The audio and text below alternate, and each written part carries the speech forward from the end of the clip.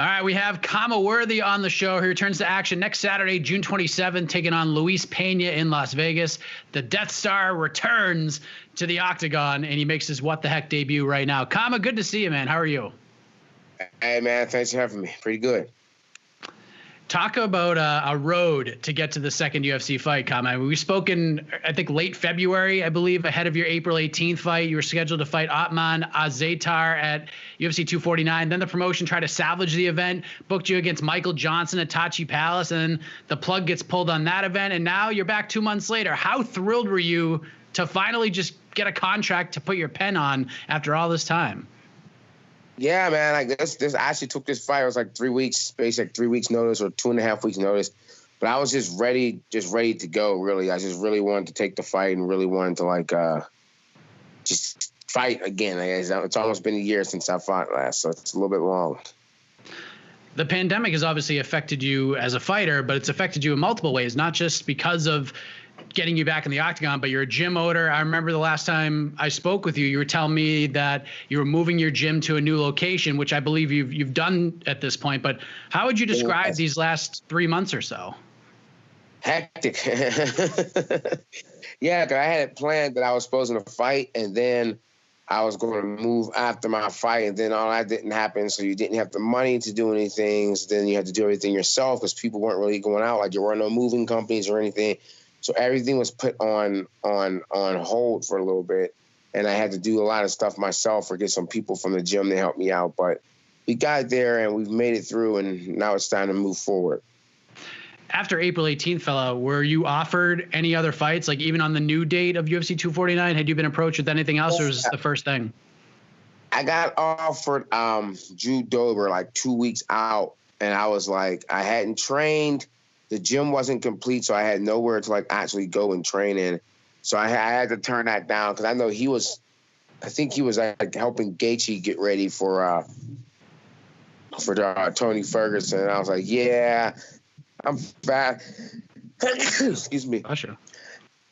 My sinuses are killing me right now. Allergy season, man. Yeah, I guess sinuses season. Oh my God, it's so bad.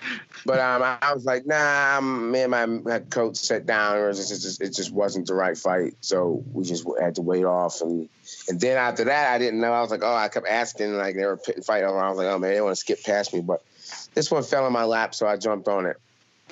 Do you remember the last time you've gone this long without a fight? I injured my last loss. I injured my thumb, and I took this long off. And then there was one time, I think before that I took this time off. I don't like to take this much time off. It's I turned 34 in October. Like I don't really have a lot of time to be sitting around with my thumb up my ass, waiting for fights. This is a little bit of a long time for me.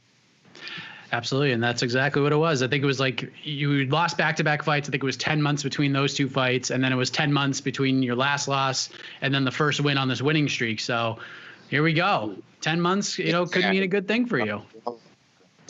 Long time. A lot can happen in 10 months, though. So I like the progress that I've made, but I still like to stay a little bit more active.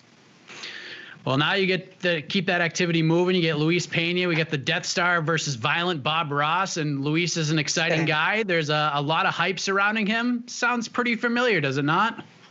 Yes, it's a very familiar place for me. So I mean, like I said, with me being at my age, that's just what I'm going to run into a lot, like a lot of younger guys and stuff like that. So I just take it for what it is and run the course. The timing of this fight and you having a layoff, we're in the middle of a very chaotic time in the world, not just because of COVID, but everything that's going on in the country right now against racial inequality becoming more prevalent than it has in a long, long time. We're seeing fighters on the roster use their platforms to get their messages across, which I think is amazing. With that aspect of where the country sort of currently stands on these issues, with the protests and the riots and the timing of this fight, I guess, is this much more important time for you to be fighting than it would have been on April 18th? Not really. I mean, of course, like you said, the world is definitely waking up and kind of seeing things for what it is, and not just in America, but worldwide. But in the same sense, I think life has to also progress. Like I tell people like I don't want people to like to forget because like I mean like I've been like as the world's waking up, I've been fucking knowing this forever. Like, but it's like I think like it's also just. Oh. You there? Yep. There you go. Okay, sorry. No, I said Continue I on. think it's just how it progresses and stuff. So I don't really think it's. I think there's no time like the present time. You know what I mean? Like it was just like my journey getting to the UFC. Now, don't get me wrong. I really wanted to be on that card. That like when basically when like it was supposed to be the end of the world and that card was supposed to be the only thing happening. I think that would have been really important, but each time that things get planned out and get laid out and they happen the way they're supposed to, that's the right time it's supposed to happen. I try not to overthink things like that too much. Have you ever had to, I mean, I'm sure you've dealt with issues like this in the past, but have you had to deal with any sort of issues with law enforcement or anyone of power throughout your life as a black man and as a fighter, or, any other parts of your journey that you can think of? Oh yeah. I mean, I'm a black guy that grew up in the suburbs of Pittsburgh. Like that's why, like I said, I'm like, when people like I had a couple of my white friends message me and like apologize for some shit. I'm like, you don't have to apologize. And they're like, oh, I just never really understood. I'm like, yeah, I mean, like I get it. Like, I mean, like I have a couple of friends that are city cops and stuff, and I have friends, but I mean, but I have people from all different walks of life. But that doesn't exclude me, all because I mean, like that's like saying if you have money or you're this or you're that, it excludes you from that. I mean, like you saw a dude from Saturday Night Live, they just dragged him on the ground. It doesn't really matter. Like so, like unfortunately it's just part of American history, and it's a part that people don't act like exists. Like, I mean, like you don't like the other day was just the 99th anniversary of the massacre in Tulsa. I mean, and no one acts like it exists. No one's taught that in school. Like you don't know, people aren't really known about Black Wall Street, but it still happened. All because you ignore something doesn't mean it doesn't happen. So I mean, and it's still relevant. Like, yeah, obviously. I mean, so. I mean, what can I do? I mean, what can you do about it? Now, the good thing is that people are just like upset about it more than just the minority. Like, it's just like the thing that happened to women, like the Me Too movement, I guess you can say, like, right? Because, it used to be like till like what, late 80s, 90s, that if a woman got raped or something, like, it was like, wasn't that big of a deal? Like, you know what I mean? Like, you go to the police and they be like, hey, like, I mean, shit, still till this day, they tell girls they can't wear mini skirts or you can't wear shirts in school because it might excite a guy or some shit. Like, what the fuck? Like, that's ridiculous. But, that's still part of the culture. I mean, so now I just think this time that we're living in is just going to be broken down in history as a really important time because a lot of people started to see a lot of messed up stuff that goes around in this country and a lot of stuff that needs to be addressed and just, and everyone keeps saying like, oh, if you teach them Brazilian Jiu-Jitsu, yeah. I'm like, I know a whole bunch of assholes that do Brazilian Jiu-Jitsu. That doesn't change anything. Like I know a bunch of buttheads that do Brazilian Jiu-Jitsu. The thing you have to change is the mentality of what type of behavior is accepted and required to do this job. I mean, like plain simple, like you and like the mental evaluation should be more important like than anything else. I mean, so. It's really a crazy thing because like if you have a gun, you feel more secure. There's no way around it because you have a gun, and that's the equalizer for a situation. And in that and I think with the police officers, like they're just not properly trained. And it's just not a different mentality. It's just you have an authority level, and they're used to using it. Is that 100% of them? No way, not at all. But it is a mentality. It's you don't tell on other cops, right? That's just the mentality. Like you don't tell. Like that's just how it is in that type of thing. So I mean, it goes back. There's a lot of situations in America that goes into play. I mean, I always think about the whole Penn State thing. Like, you have to think about that. I know a lot of people who went to Penn State, when I would say, fuck Joe Paterno, they're like, oh, no, you didn't do anything. I'm like, dude, if you knew that a guy was raping kids and you saw him every day, Joe Paterno was like, what? How old was that guy? Like in his 80s or some shit? Yeah. And then you go home to your wife. And if you're an old guy, you tell your wife how your day goes. So the day that he found that out, he went home, he told his wife, and they probably they're probably around other grandkids and shit like that. And if you're okay with that, you're a piece of shit, dude. And there's no translating that. There's no way around it. And there's all because you don't want to hurt your program.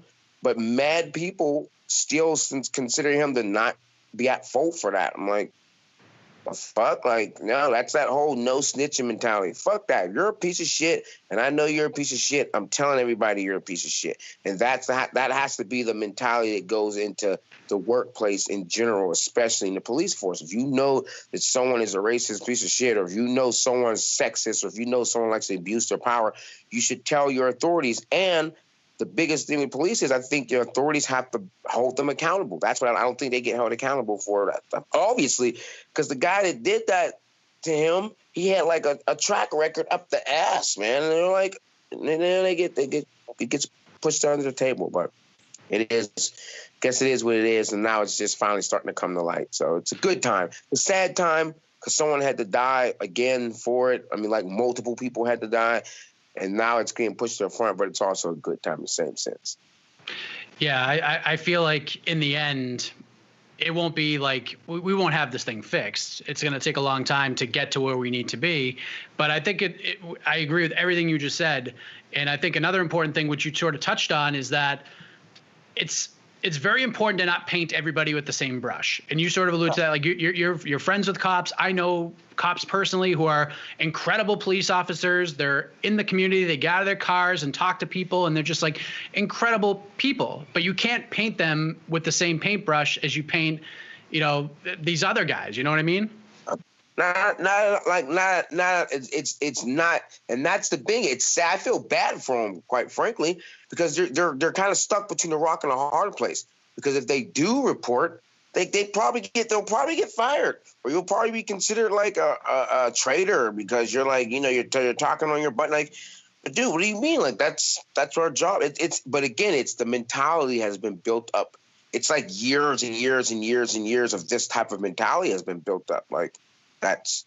Because people I see a lot of people like, oh, well, the protests and stuff, you should do like Martin Luther King. I'm like, you do realize that the police arrested Martin Luther King, right? I'm like, you got to think about that. And there weren't any other police officers coming out and being like, yo, you guys should free Martin Luther King. That's bullshit. And that's how that mentality started. Because if there's someone like Martin Luther King marching for equal rights, like not even elevated, like civil rights, and there's police officers and stuff trying to stop them, you would think that other police officers would be like, well, it's my duty since it's my job as a police officer to like stand up for people to stop these other police officers from doing that. But they don't, because that's just the mentality. And now it's just gone on into now. And it's not like that was that long ago. You know what I mean? It wasn't like, 60-something years ago. It's not that far. It's like past our lifetimes, but in like the grand scheme of things, it seems like it's only yesterday. Like look at MMA compared to other sports. Like MMA has been around for 25, 26, almost 30 years here, especially in this country. But compared to baseball and football, Jesus Christ, like we're so far behind everybody else. Exactly, man. So time, like when you really think about it, like, oh wow, it wasn't that long ago. I sit back and think about my career like all the time, like, oh wow, it seems like it's such a long time ago, but then it really wasn't. It really hasn't been going on it hasn't been that long. So, yeah, completely agree. And now you get ready to take your talents back to the octagon against Luis Pena next weekend. What have you made of his run thus far in the UFC? Like he's got a couple of losses. The fight with Matt Frevola was really, really close, and most people feel like he won that fight. I thought he won that. You thought Luis won that fight? Yeah, I watched it the night it happened. I thought he won. I watched it again as I started to prepare for him. I still thought he won that fight. What are your thoughts on him as an opponent? I thought he won that fight too. He had a nice win over Steve Garcia, bouncing back from that. But this is a fun matchup. As soon as it was announced, everyone was like, "Ooh, this is a good one." What do you think of Luis as an opponent? I think he's solid, man. He's just a cool dude. He seems like a real laid back type of guy. I think it'll be a really interesting fight, and I think he's he's gonna come to fight. I'll be like I said, his name is Violent Bob Ross. I'm like, fuck yeah, man, we gonna go in there and throw down. That's a good combination. So I'm really looking forward to it. And then like hopefully if everything goes as planned and I don't walk away with any injuries, I want to I like the fight in July as well. Like just get 2 fights in back to back. You want to go to the island? Is that you want to win this fight and then go to Fight Island? I'm like, yeah, I'm ready to get my King Kong ass to Kong Island and take my throne back. So yeah, I'm gonna get to Kong Island as soon as possible. So you go from fighting on a featured prelim on a pay-per-view in front of a packed house to an empty arena and a small cage in the UFC Apex. It's almost like a throwback in a lot of ways because you've been doing this for a long time. Are you excited for that and like getting to hear that sound of leather just cracking skin next weekend? Yeah, I mean, like I'm super geeked to see like how it is. Like I know normally like when it comes down to fight time, my brain shuts down anyway and it goes to like a computer mode. So I don't know if I'll be paying attention to the sounds that it makes, but I know like when you hear the crowd and stuff like that, that all plays into how your brain operates. And now I won't be hearing that or doing that or anything. So it'll be interesting to see. So I mean, like I always talk a little bit of smack when I fight too, so I'll be like, you can kind of talk a little bit. Like the Glover Teixeira fight, that was funny. He's like, oh, he goes, I'm sorry. He goes, this is part of the game. You're like, that was weird, because it's just tough because it's a different. You can hear everything, so it's different. It's a different thought process that's going through your head and stuff. So I'll be interested to see how it all happens. I'm curious because I know you watch a lot of fights, and we've seen so many finishes in the smaller cage. It seems like the fights are a little more exciting, and I get Dana White's perspective from a business aspect, but from an entertainment standpoint, like, why do you think Dana White isn't a bigger fan of the smaller cage? Because like it seems like he just no-sells it every time he's asked about it. Yeah, I'm not too sure. I mean, I don't know what's going on. Dana White said, damn, it's Dana White. But I mean, I don't really care if it's big cage, small cage, whatever. I don't think the cages are pushing the action. I just think the times are pushing that action. Like what's going on right now, how people are reacting, what's going on, like the urgencies, everything. Like just the people that are taking the fights and stuff. I mean, most of these fights are being taken on 2 weeks' notice. So I think people are approaching the fights a lot differently, and I think they're just fighting differently. I mean, like. And I think a lot of people are out of shape too. That's a big thing too. A lot of people are out of shape. Like I'm seeing a lot of fights and people are just out of shape. They're like, oh fuck, I took this fight, and like they're in there and they just don't seem like they really want to be there. And then you have some guys like the Feely fight. They were going at it. Good lord, they were trying to kill each other. And they were just like okay with dying there, and it was brutal. I hope they got the bonus because that fight was. I'm watching that fight, rubbing my legs from all the leg kicks they were going on each other. Like they were beating the shit out of each other's bodies, and sometimes like it's just like that. And I think this fight with me and Pena is going to be the same way. I think it's going to be a grueling, painful, exhausting, bloody, bone-shattering type fight and stuff. So. I'll be ready to do cryotherapy afterwards so I can fight in July. No performance bonus for that fight, by the way, because they didn't give out a fight of the night. They gave out all 4 performance bonuses. So I thought that fight should have got fight of the night myself. They didn't give. That was such a good fight. That's mind blowing, man. It was nuts. Like the type of heat that they were throwing. Oh wow. I guess that's how it is, man. But there were 3 knockouts under 1 minute in the first 3 fights. I guess they all got bonuses off the top. So they didn't. Julia Avila did not get a bonus. She had the fastest finish of anybody, and she didn't get a bonus. Wow. Okay. Next thing, they'll just be tossing us in hammers and shit.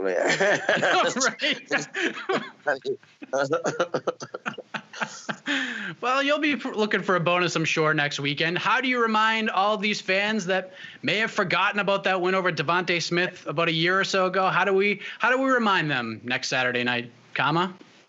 Yeah, I mean, I'm just gonna go out there like that's the sucky part about breaking onto the scene the way that I did. Everyone, so you're gonna kill this guy? I'm gonna bet all my money on the first round. I'm like, listen, man, I'm going out there and I'm gonna do what I do best, and that's win.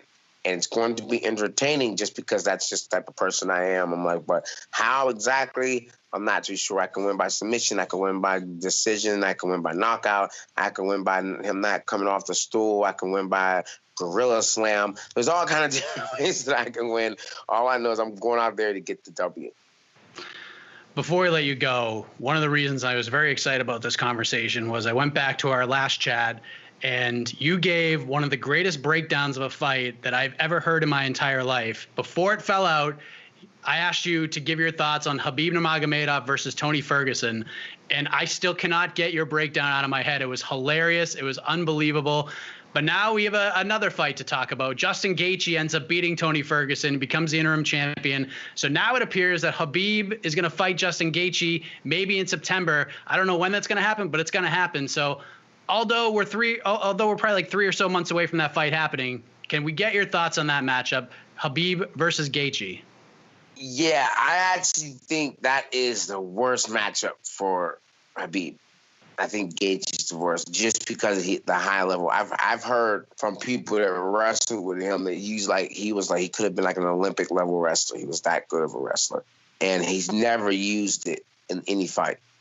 Like he has 0 takedown attempts in his UFC career. So I mean, like that's a dangerous thing. So I think it's a bad matchup. I do think it's good for Conor McGregor though, because I think Conor McGregor beats Justin Gaethje just because Conor McGregor has like a freaking Gatling gun on his arm, and Gaethje is okay with getting hit.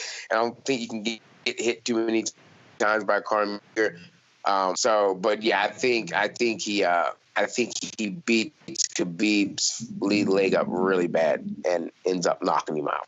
That's my prediction. There you go. I've been wrong a lot lately. I've been going through my previews of picks. I pick with my emotions when I pick people to win fights and shit. I've been like 5 out of 12 for the past 4 UFC cards or some shit. So I need to get better at that. Well, there you go, man. You got your own things to worry about and your own fights to prepare for. So you get a pass, right? Man. You get a pass.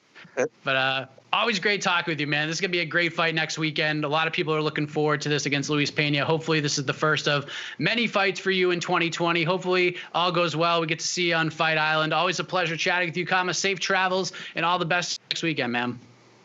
Awesome, man. Thank you, brother. Good night.